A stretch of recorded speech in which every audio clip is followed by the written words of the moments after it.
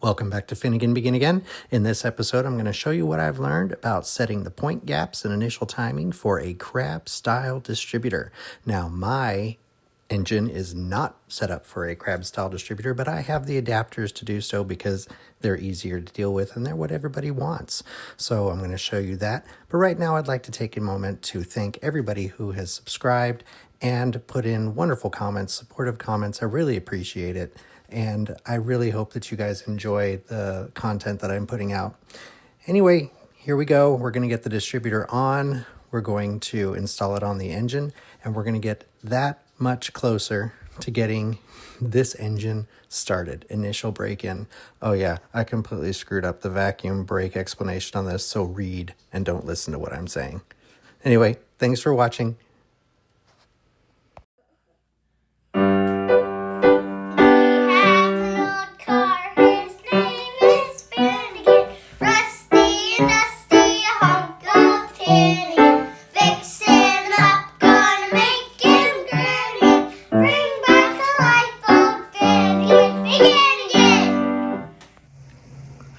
Here is the 2-bolt distributor body for, it goes to a 46 to 48 flathead, but I'm converting mine 1940 block to a 2-bolt because they are better than the diver, easier to adjust and everything like that. So what we do here first is we have to set the gap in our points. So what the distributor does is, as this cam, which is attached to the camshaft inside the engine, you'll see later how it's attached. As it rotates around, you'll notice that right here and right here, this lever arm is riding up and down on the cam lobes inside the distributor. And as it goes up on one, right there, it opens up. Watch again over here as I rotate a little bit more. There, that one lifted up. Okay?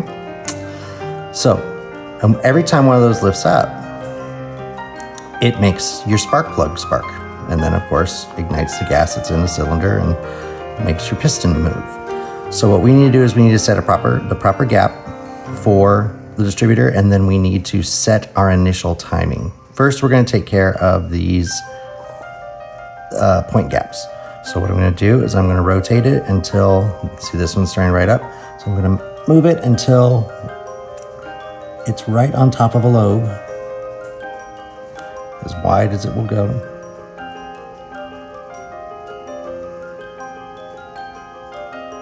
Okay, and then we need to set this gap right here to 15, well, between 14 and 16 thousandths, so I'm doing 15 thousandths.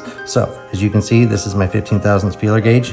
It goes in just fine, but a 16 thousandths also goes in. So that means that it's too open. So what I need to do is loosen up these. Oh, they're already loose. And this is a cammed screw, so I rotate it to make it go in a little bit more. There, it's gone in just a little bit more, and we'll try again with, let's start with 16 and see if the 16 will go in. Yep, still goes in.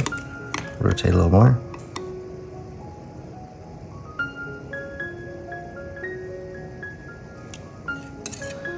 Let's see about that.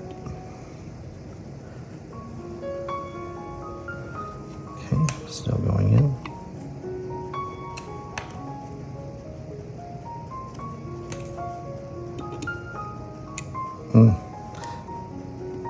So that lifts it off.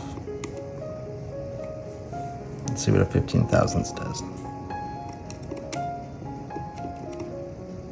15 thousandths does the same thing. So we'll turn it back the other way.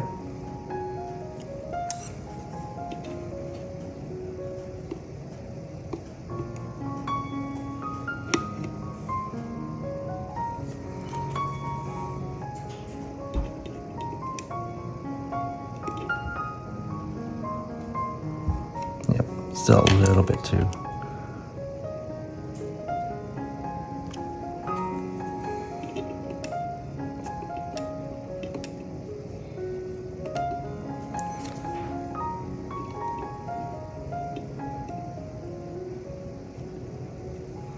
All right, call that good.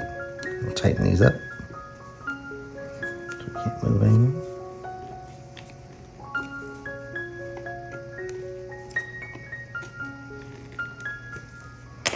Check again.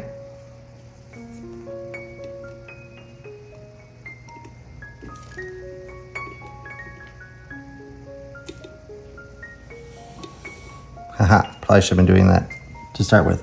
Pushing this against the lobe of the cam so that it can't move. So what's happened is I am too small of a gap. So we'll loosen things up again.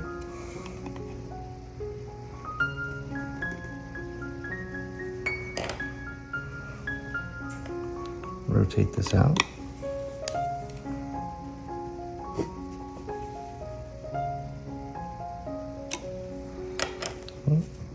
Hold it again.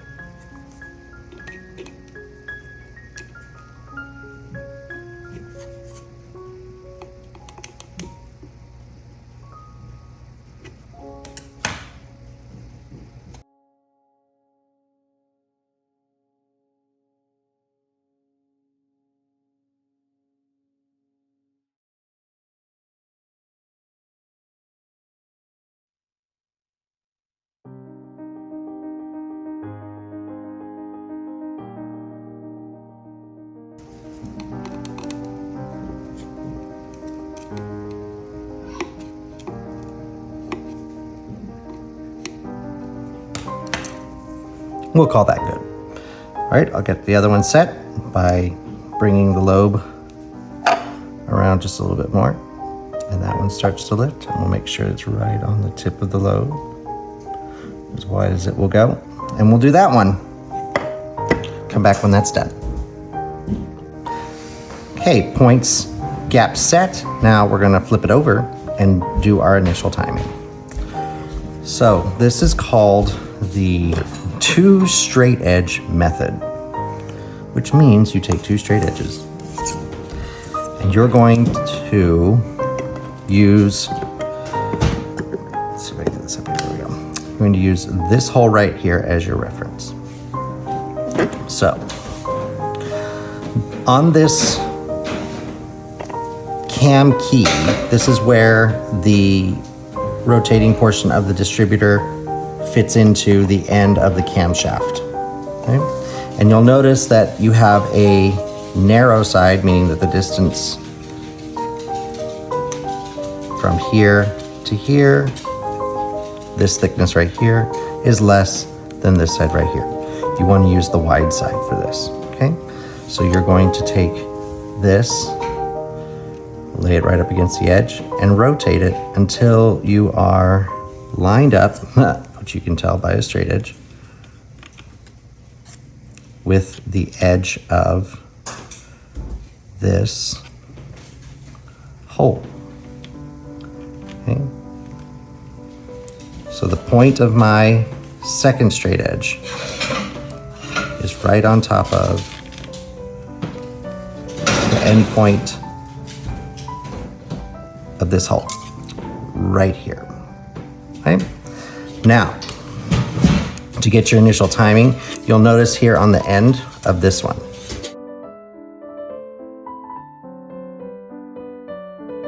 I have marked this, from this edge to this black mark is 3/8 of an inch. So you want to use that, put this back in place, going from the tip of the hole. You want to rotate it until that, rotate the whole thing, until that straight edge, until that black mark is right over the edge of the hole. Can you see that? All right, so that is your initial timing. Now that we have that initial timing set, I'm going to go ahead and mark this so that I know. Maybe I should get a Sharpie that works. Hold on.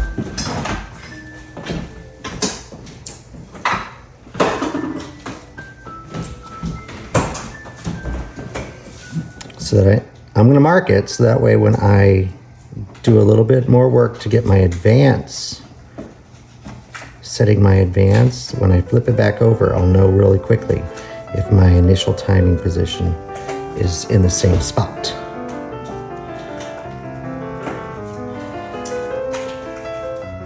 Since you have the wide and narrow side of this cylinder, these two marks will only mate up one way. So if I rotate it 180 degrees, these lobes would be further over. All right. Now, flip it back over.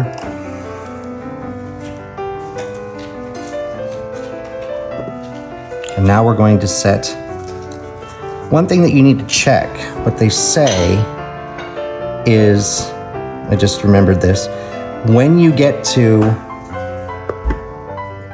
this spot, this initial position, they say that your left hand lobe should just be beginning to open. And that looks like, I mean, it's opening up. This is the left and this is the right as you look at it. Well, as I look at it. Probably y'all are gonna see it that way. That would be left hand lobe. And it is open, but I don't know if it's just begun to open. So we have this little tool here, which can help us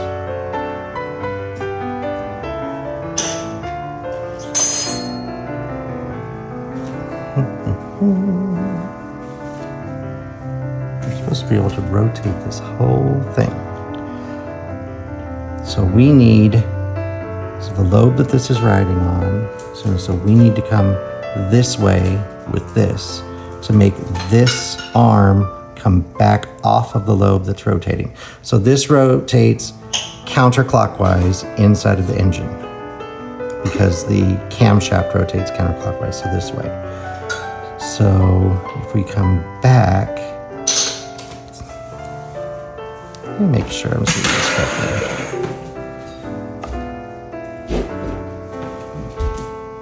Hold one. Okay, so what I had to do to make it so that this was adjusted, just beginning to open, which it is, you can see that 5 thousandths, where'd my 5 thousandths go? Right here. Just barely fits through, which is good, the 5 thousandths number. Now, if it wasn't opening, what you would do is you would adjust this. See how you've got a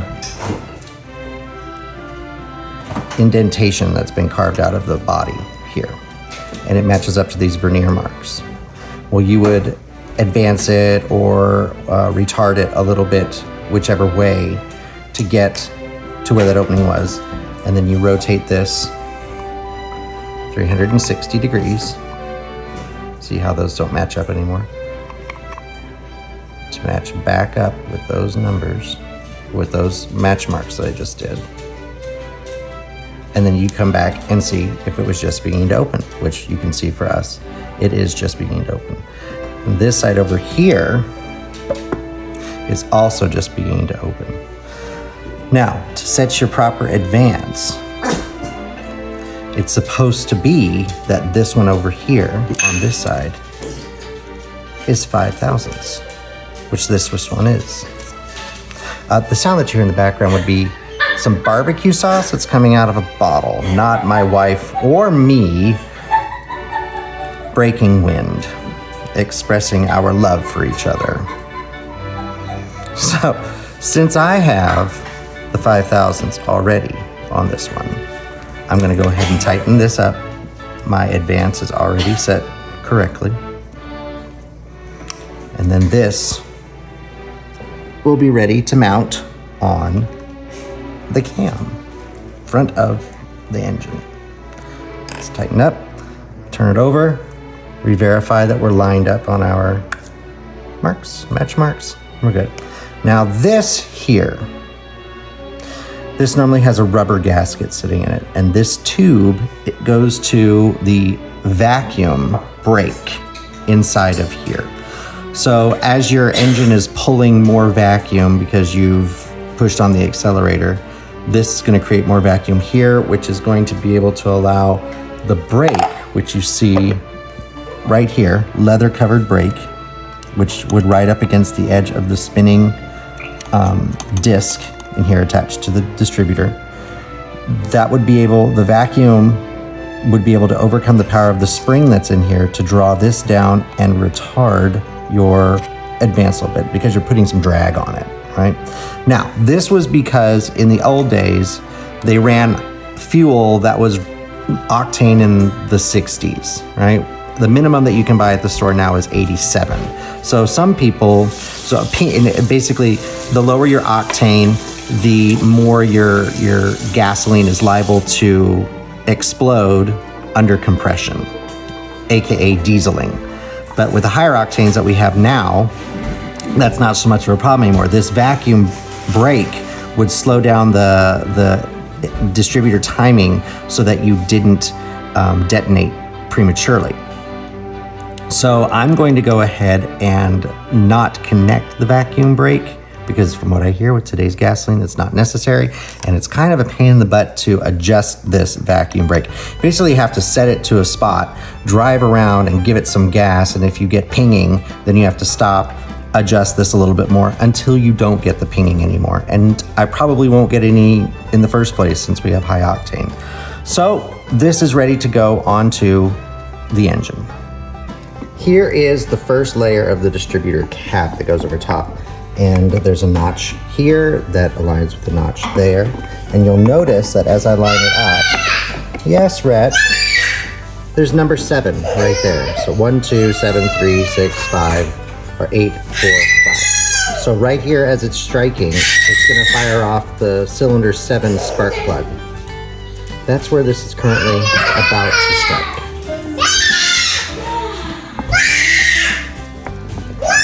Note that for the future. We find ourselves at the front of the engine. Right here is the end of the camshaft, which is attached to the crank by the gears. Remember, small gear here, large gear here. This rotates clockwise, making this rotate counterclockwise. So our distributor will spin counterclockwise. Now, notice also there's the thin side and the thick side. So if we were to line this up and put our cap on, there's a notch here. You see there's a key here and a keyway here. Match this up. Remember that this is the spark plug that's about to fire. And that makes it number 7. 1, 2, 7, 3, 6, 8, 4, 5 is the firing order.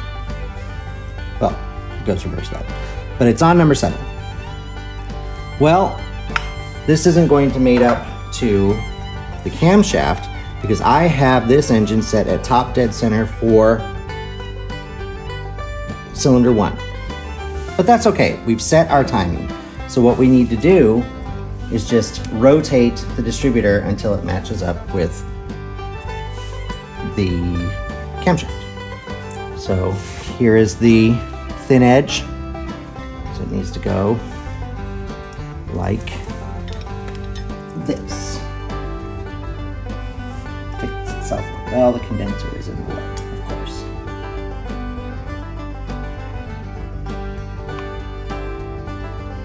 So what we could actually do is we can force it to go where we need it to go. So thin, thin, we need it to rotate this way.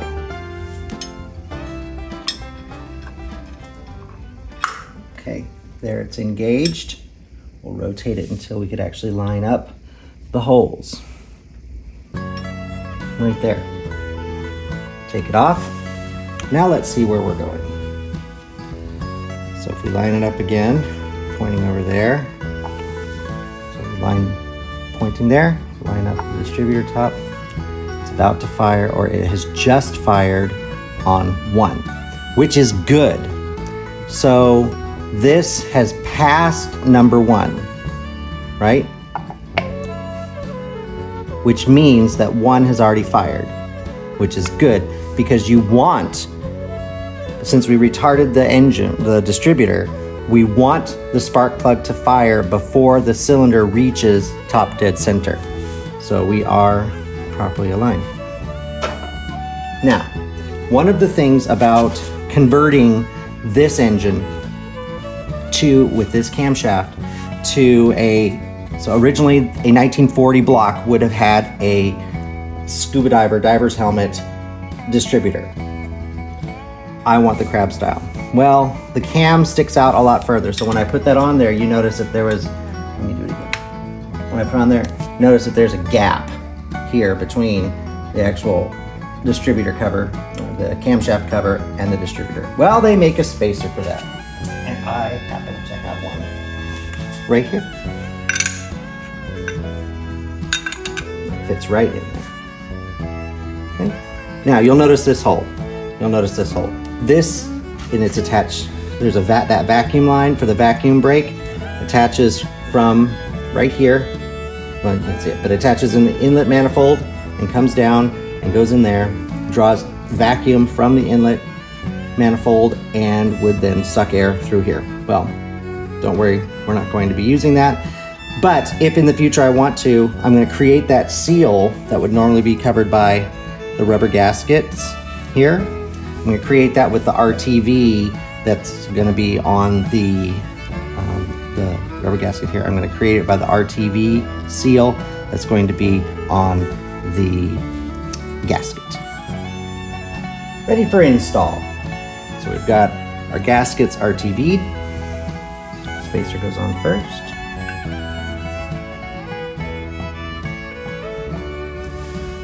Choose our long bolts to make sure we're properly lined up.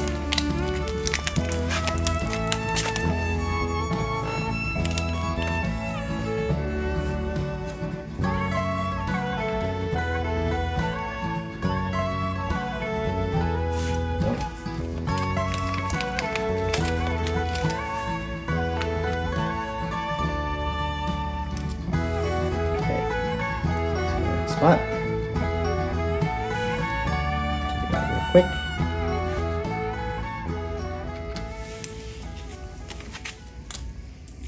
Now put our, excuse my reach, get in and put our distributor on.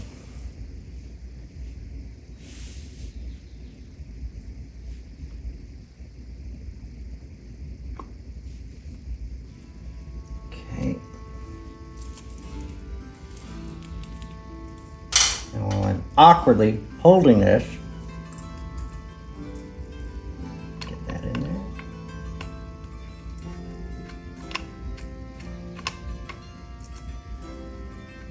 Get it started. Now the other one.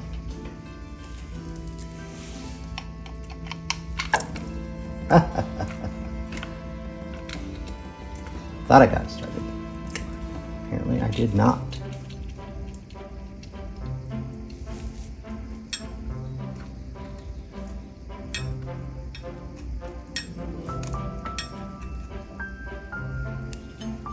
And there we go. And we are now, haha, we're engaged. Let's get a little bit more depth on that.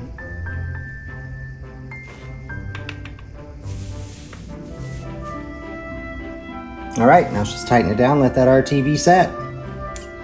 New condenser installed and new rotor on top of the distributor. And there you have it. Distributor mounted onto the front of the engine. And as you can see, we're not worried about the belt. Belt goes all the way around the water pumps. Doesn't interfere with that. And of course, this pulley is not being used anyway. Now we just need to get it electrified. And when we go to start the engine, make sure we're getting spark correctly, and we should be good. Now we can put the intake manifold on for its final time. Well, not final until, you know, rebuild or something like that. But final time before we start the engine. Let's get it done.